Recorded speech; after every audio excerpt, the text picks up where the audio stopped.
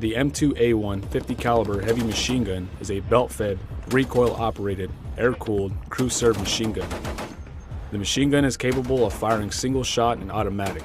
It is capable of right hand or left hand feed. It weighs 128 pounds complete with a tripod.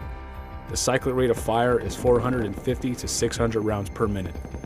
The effective range for a point target is 1,500 meters and 1,830 meters for an area target.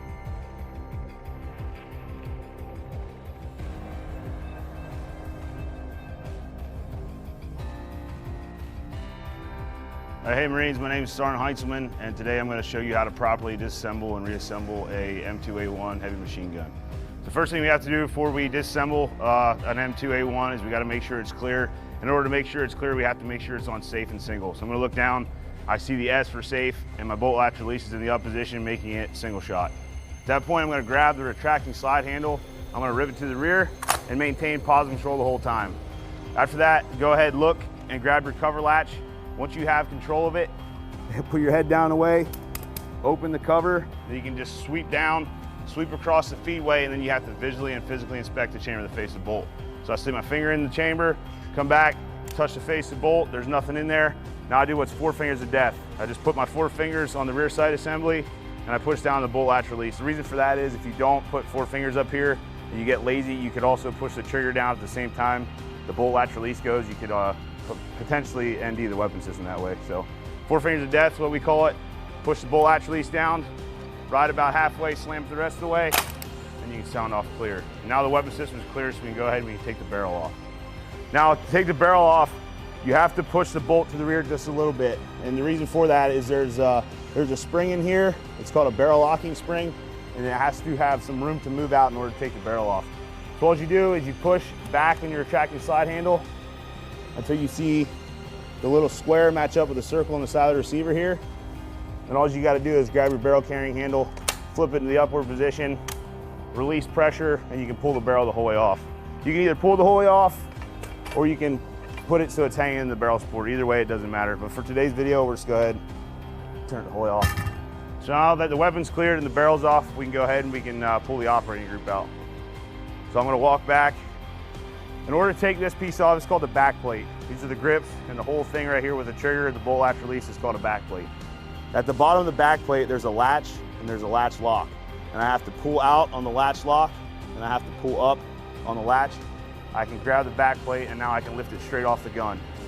Once it's straight off the gun, I'm always going to set this down with the spades on the ground. I don't want to damage any of the springs or levers in the back plate, so you can just put that down just like that. Next thing I'm going to do is I'm going to go ahead and I'm going to disengage the driving spring rod. It's in the right side of the receiver here. You just push in and to the left with your thumb, and it'll pop right out. After that, I like to pull it out a couple inches so I have a stopping point so my bolt doesn't lock to the rear. In order to take the bolt out, there's a bolt stud that's right here. You have to slide it back, and then inside the receiver rails here, there's 2 cutouts. So you have to match the stud up with the cutouts right there, and then you can just go ahead and you can pull your bolt stud out. Once you pull this out, you always want to make sure you know where you have it. So you can either put it on top of the rear sight assembly or put it underneath and close the rear sight just to make sure it doesn't go anywhere. The next thing I have to do in order to physically pull the whole operating group out of the gun is I need to take a punch rod and I need to use the threaded end or the skinny end. And right back here in the back of the receiver, you'll see there's a little silver spot inside the spring. That's the barrel or the buffer body spring lock.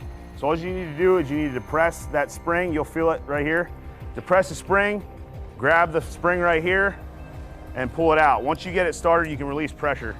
Always grab it just by the spring here, because if you grab it by the actual housing right here, it's going to, the operating group's going to fall apart on you.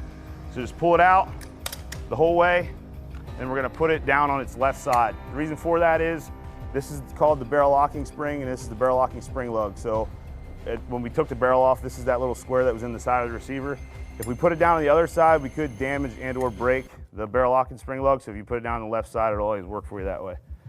Next thing we're going to do is this is the cocking lever right here. So we're still using our punch rod at this point. We're going to sweep the cocking lever back, and right in here there's a cocking lever pin. So all you got to do is sweep that back. You can punch the cocking lever pin out, and then this big round pin down here is called your accelerator pin. All you got to do, punch that out as well, then you can put the punch rod down. After that, you strip the bolt off, of the operating group.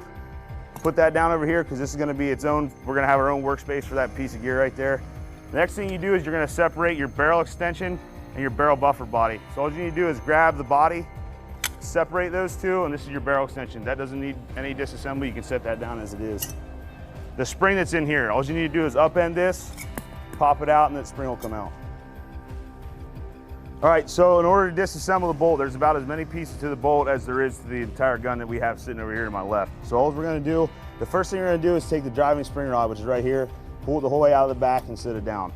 The next thing I'm gonna take off is the extractor. So in order to take the extractor off, is this piece right here. It has to be 90 degrees or perpendicular to the top of the bolt, and you can pull it straight out just like this. After that, you can set that down. The next thing up here, this half circle part is called your bolt switch.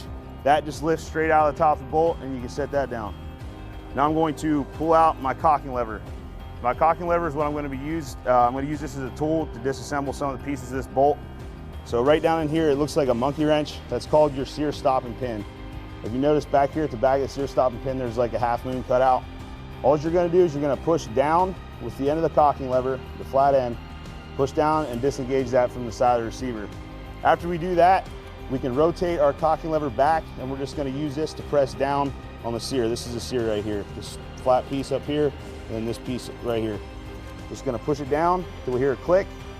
That is the firing pin releasing. We're going to hold downward pressure. We're going to take our finger and we're going to slide out the sear slide. This is the sear slide right here. This is the slide right out.